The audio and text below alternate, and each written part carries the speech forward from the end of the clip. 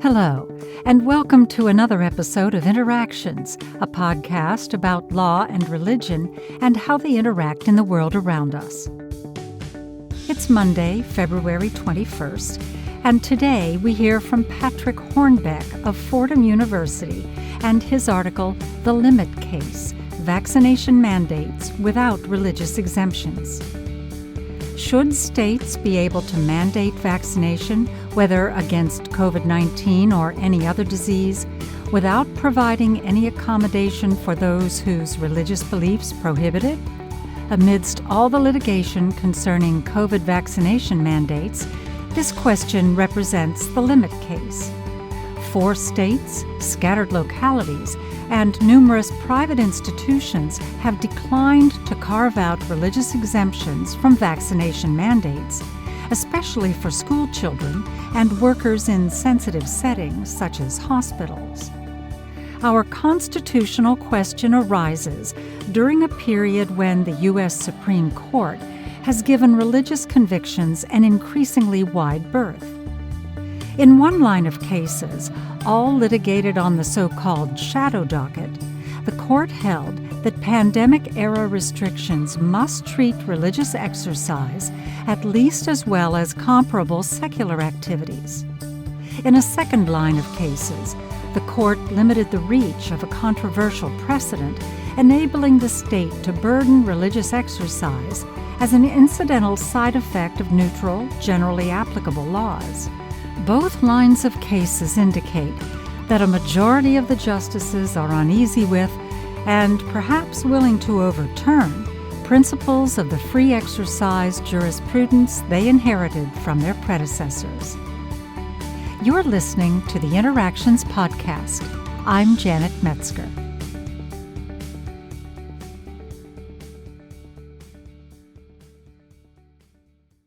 We will explore our topic in 4 parts. First up is a brief history of vaccination mandates in U.S. jurisdictions. Second, a survey of the legal challenges to COVID-area mandates lacking religious exemptions. Third, would a majority of the justices find these mandates to fall within the ambit of Employment Division v. Smith? And last, the argument. Regardless of the level of scrutiny, COVID-19 vaccination mandates containing medical but not religious exemptions are constitutional under the First Amendment's Free Exercise Clause. Vaccination has been an indispensable component of the public health arsenal for centuries. But skepticism about vaccination is of equal vintage.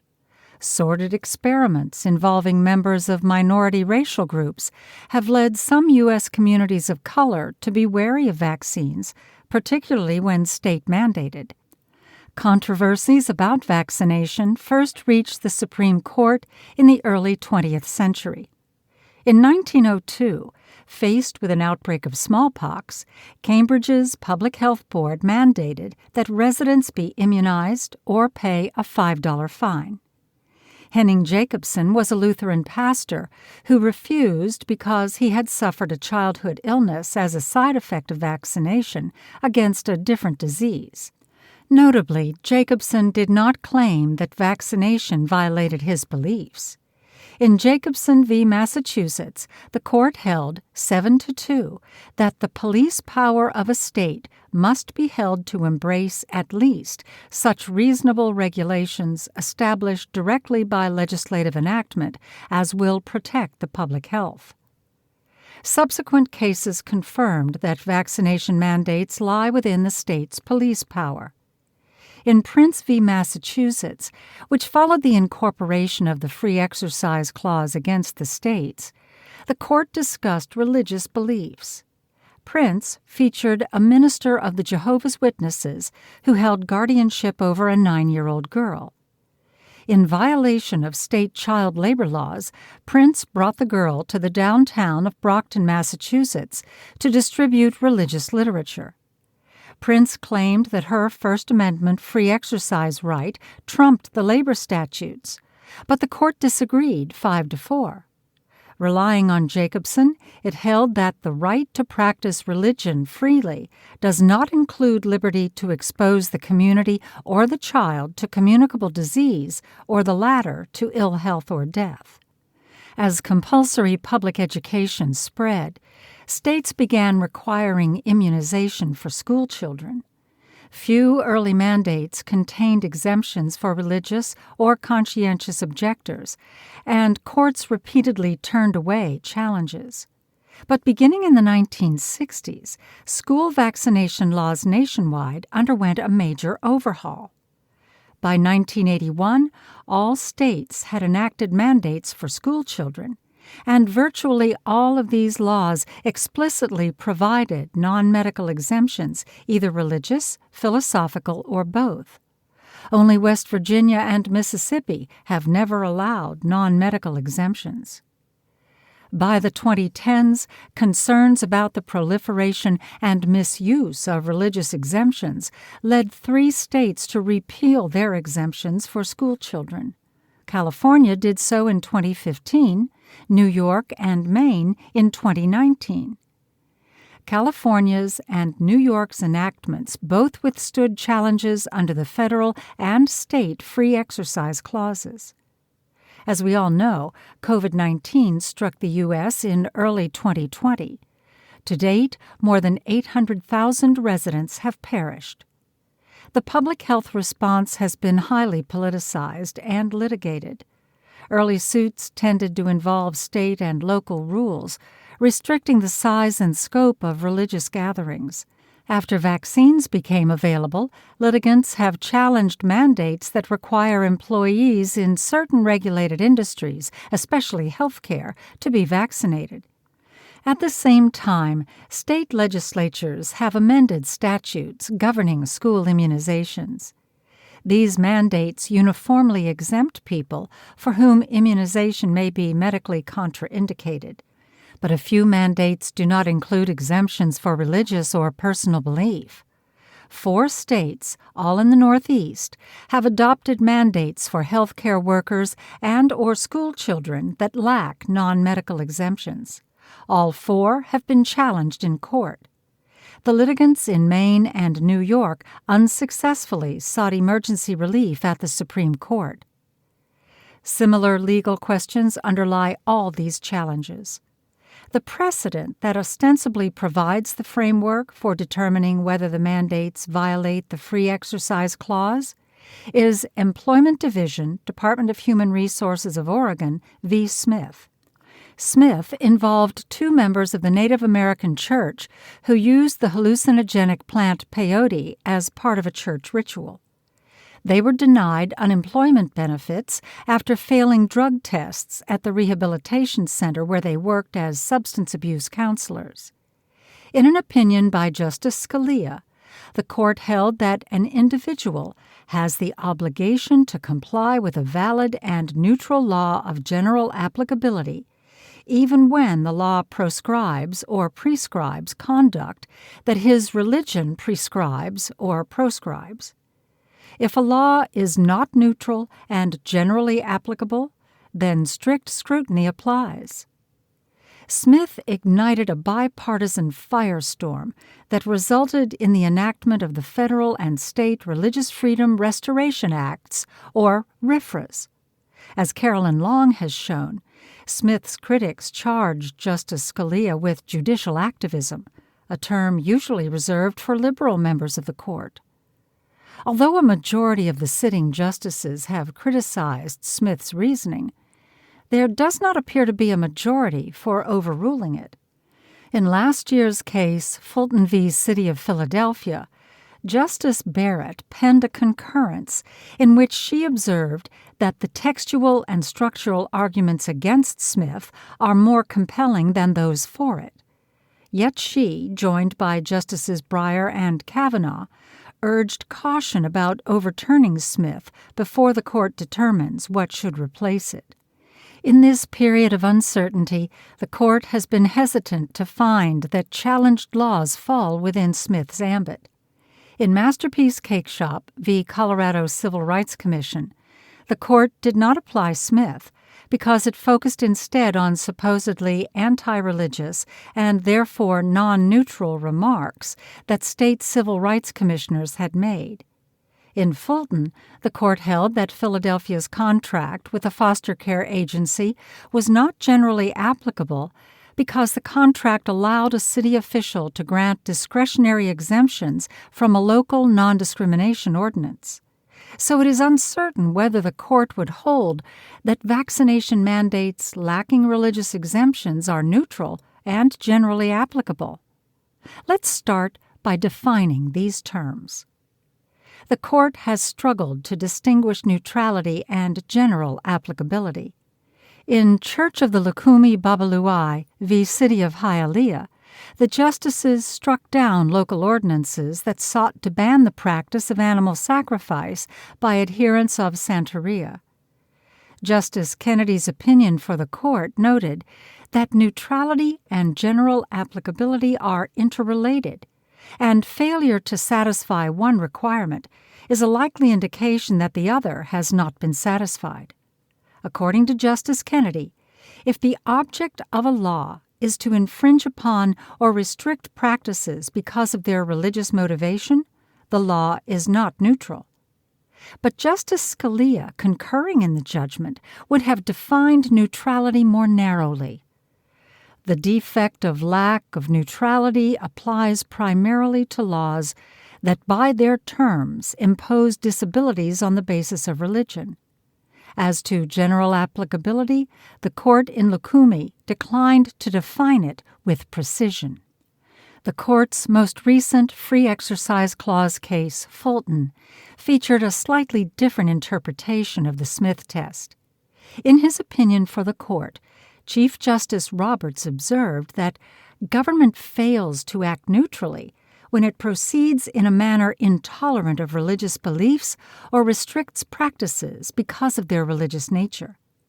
As to general applicability, a law fails if it invites the government to consider the particular reasons for a person's conduct by providing a mechanism for individualized exemptions. But a law may also not be generally applicable if it prohibits religious conduct while permitting secular conduct that undermines the government's asserted interests in a similar way. Now, let's come back to the vaccine mandates. They are facially neutral with regard to religion. That is to say, they do not explicitly mention it, except in provisions grandfathering in people with existing religious exemptions. The mandates would almost certainly have satisfied Justice Scalia. But in the years since his passing, the court appears to have looked for what Douglas Laycock has called substantive neutrality, examining such factors as legislative history and contemporary public statements to determine whether government officials have operated even-handedly toward and among religions. Opponents of vaccination mandates have taken notice of the court's interest in the motivations of lawmakers and regulators. The healthcare workers challenging New York's mandate narrated the events leading to the enactment of the mandate and New York Governor Hochul's subsequent public comments.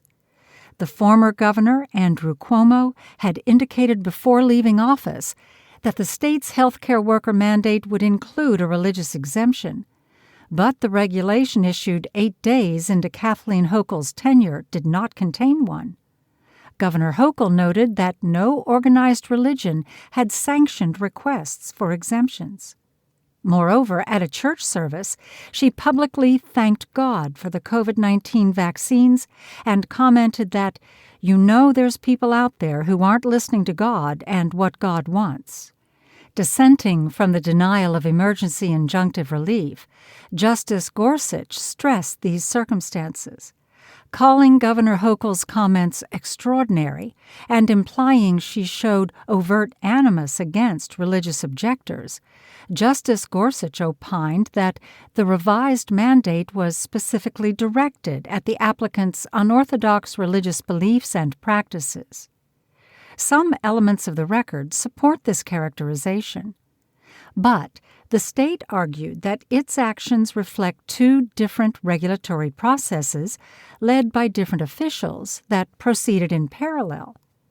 And contrary to Justice Gorsuch, Governor Hochul's remarks can be distinguished from the kind of subjective animosity toward religion the justices found problematic in cases such as Masterpiece Cake Shop and Brooklyn Diocese.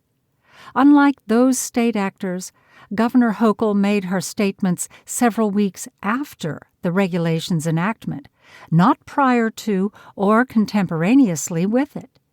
In addition, while New York public health officials serve at the governor's pleasure, she did not issue the mandate herself. But there are other reasons, separate from the regulator's motivations, that many of the justices would find the vaccination mandates non-neutral.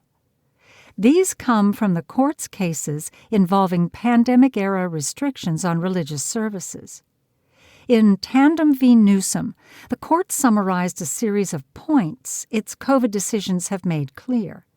The first was that regulations fail the Smith test whenever they treat any comparable secular activity more favorably than religious exercise.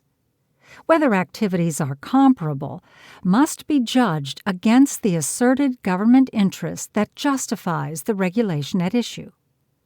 For some opponents of vaccination mandates, the presence of a medical exemption without a religious exemption is a telltale sign of non-neutrality under Tandem.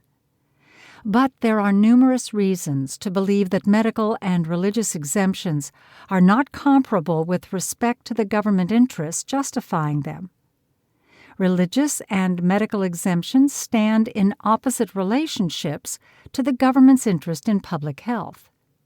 If a state's goal is to promote public health by vaccinating as many individuals as possible, exempting religious objectors frustrates that goal in a way that exempting those who cannot medically receive a vaccine does not. Moreover, public health officials' experience with other vaccination mandates indicates that medical and religious exemptions are typically of different scope and duration. Many contraindications against COVID-19 vaccines are temporary, resulting, for instance, from treatment for other illnesses. Religious exemptions are, by default, of unlimited duration. And typically, many more individuals claim religious than medical exemptions, with religious objectors sometimes clustering geographically in patterns that facilitate the spread of disease. When New York permitted religious exemptions for healthcare workers, at least 3 to 4 times as many sought exemptions for religious compared to medical reasons. So, it's arguable that vaccine mandates lacking religious exemptions are neutral, although the motivations of lawmakers may render them otherwise. But under Smith, they also have to be generally applicable. Dissenting in the main case, Judge Gorsuch explained that the state's mandate failed this latter test because it makes individualized exemptions available for medical reasons but not religious ones. According to Justice Gorsuch, because the statute does not provide objective criteria for determining whether a person qualifies for a medical exemption, it seems Maine will respect even mere trepidation over vaccination as sufficient, but only so long as it is phrased in medical and not religious terms. The text of some of the contested mandates bears out Justice Gorsuch's observation. In Maine, medical exemptions are available where a licensed healthcare provider certifies that immunization may be medically inadvisable. New York provides an exemption for school children when a licensed physician certifies that such immunization may be detrimental to a child's health. Other mandates use indicative rather than subjunctive language. For healthcare workers, New York carves out an exemption where immunization with COVID-19 vaccine is detrimental to a person's health. Connecticut exempts people where immunization is medically contraindicated. In Rhode Island, a medical exemption is available where a healthcare provider finds someone exempt for medical reasons. These mandates vary in objectivity, to be sure. Yet even the mandates with less objective standards are a far cry from the individualized exemptions the court has found problematic. In cases like Sherbert v. Verner and Fulton, decisions about exemptions were made by government officials, and the standard was discretionary rather than objective. In Sherbert especially, the court found that a good cause standard allowed state officials to make forbidden moral or value judgments. None of these features appears in the vaccination mandates, where states have outsourced decisions to healthcare providers. While the mandates differ in the objectivity of their standards, each refers to a provider's professional judgment, medical opinion, or licensure by the state. The mandates do not employ terms suggesting moral evaluation or mere discretion. Indeed, in Smith itself, possession of peyote was exempt from Oregon's criminal law when the drug had been prescribed by a licensed practitioner. Yet the court found the statute generally applicable. For all these reasons, it's hard not to imagine the justices being divided over whether vaccination mandates lacking religious exemptions are neutral, generally applicable laws. But even if the court holds the mandates fall outside the ambit of Smith, they should still survive strict scrutiny. We'll be right back after the break. Hi, Interactions listeners. This is Justin Latterell at the Center for the Study of Law and Religion. If you like this episode and want to learn more about the interactions of law and religion around the world, check out the link to our book brochure in the podcast description.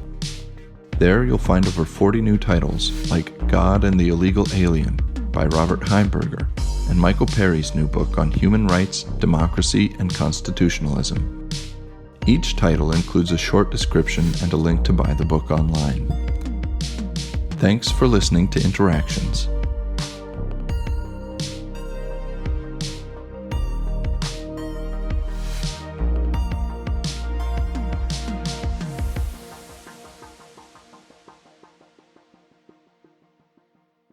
Let's be clear. For the court to review vaccination mandates under strict scrutiny would be to break from the approach of cases like Jacobson. That step has been advocated by those holding disparate points of view on the religion clauses.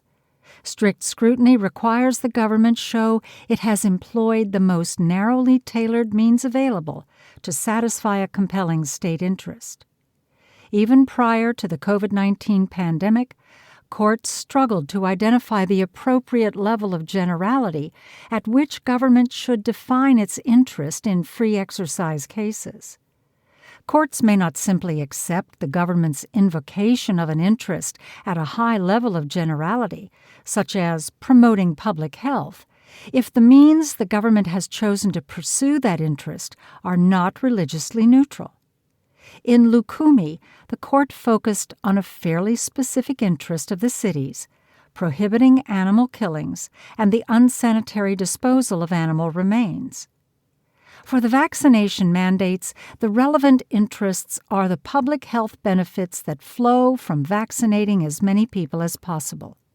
It is not seriously disputed that they are compelling. What about less restrictive alternatives? Dissenting in the Maine case, Justice Gorsuch noted that Maine's decision to terminate the employment of workers who refused vaccination on religious grounds runs counter to its interest in a viable healthcare infrastructure. If Maine or another state is willing to employ unvaccinated healthcare workers who have one set of reasons for not being vaccinated, why not extend that exemption to those with other reasons? The Establishment Clause places important limits on the discretion state actors may exercise in assessing requests for religious exemptions. Government may inquire only into the sincerity of an objector's belief. To avoid showing preference, state actors must treat all sincere beliefs equally. and inquiry into sincerity is highly deferential. Therefore, the available options are categorical: exempt all sincere religious objectors or deny them all. Even in states with RFRAs, the case-by-case analysis usually required under those statutes must yield to the Establishment Clause's clearest command that one religious denomination cannot be officially preferred over another. But if the only constitutionally acceptable alternative would be to exempt all sincere religious objectors, we have already seen why this approach would not achieve the state's interests as effectively. And as a policy matter, should the court decide that religious exemptions to COVID-19 vaccination mandates are constitutionally required so long as a state provides medical exemptions, the consequences would reverberate beyond the current pandemic. States could tighten the language of their statutes and regulations governing medical exemptions, but it is a non-starter for a state to contemplate eliminating medical exemptions entirely. If both medical and religious exemptions to COVID-19 mandates are required, it is hard to see how a state could withhold religious exemptions from vaccination for any disease requiring lesser or equal herd immunity. Even for diseases like measles, where the immunization rate must be much higher to prevent community spread, a state would have to argue that the epidemiological difference is of constitutional magnitude. Although strict scrutiny has been called strict in theory, fatal in fact, vaccination mandates may be one of a limited number of domains where the state has a compelling interest, but no less restrictive means of pursuing it. Up to this point, we've been proceeding on the assumption that the court will assess vaccination mandates under the rule of Smith, rational basis review for neutral and generally applicable laws, strict scrutiny otherwise. The justices have had no appetite for reconsidering Smith in the context of emergency applications for injunctive relief. But it is not out of the question that the court might grant certiorari in a case involving a mandate without a religious exemption. Such a case could provide a context to consider, with benefit of full briefing and oral argument, the number of issues to work through if Smith were overruled.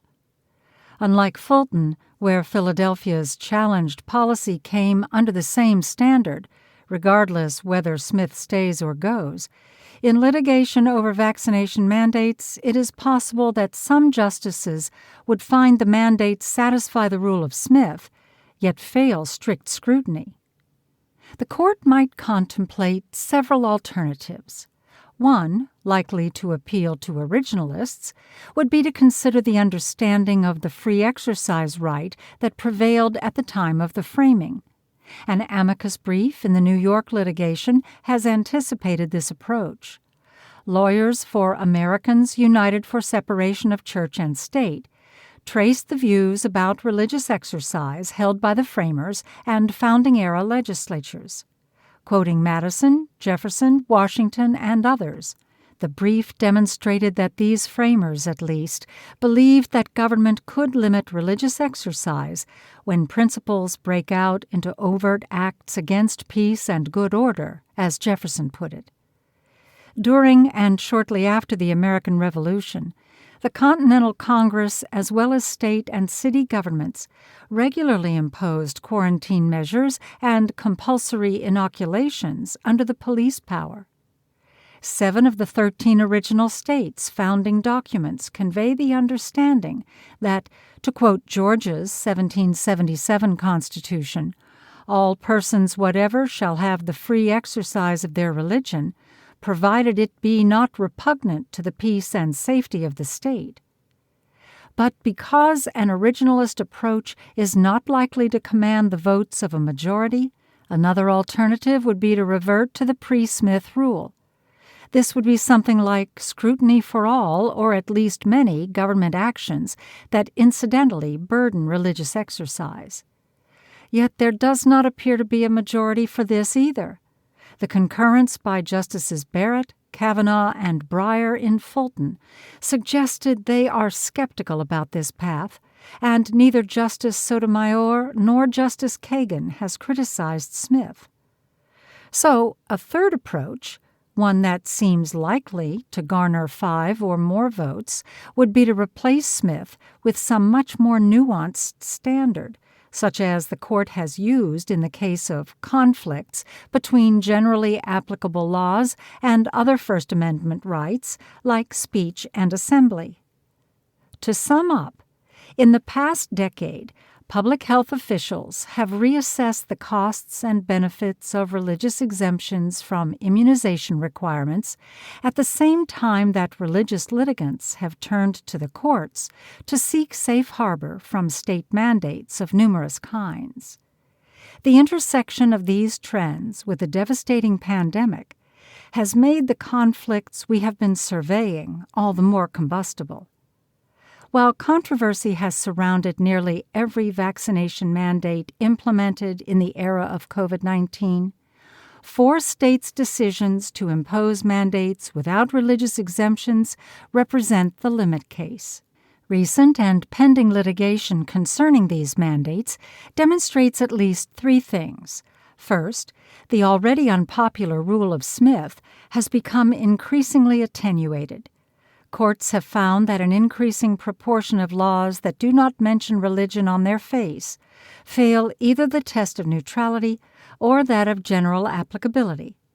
Second, vaccination mandates are likely to be reviewed under strict scrutiny, yet they may be among the few laws to pass the most demanding test known to constitutional law.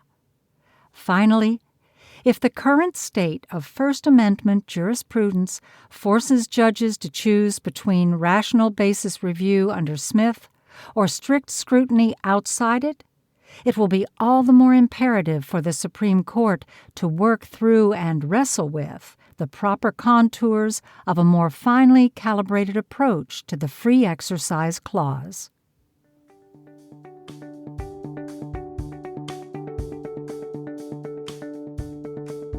That was The Limit Case, Vaccination Mandates Without Religious Exemptions by Patrick Hornbeck.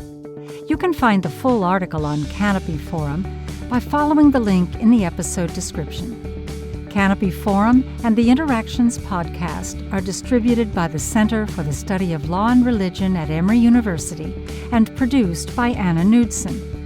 I am your narrator, Janet Metzger. You can follow Canopy Forum on Twitter or Facebook and subscribe to Interactions on your favorite podcast platform. Thank you for listening.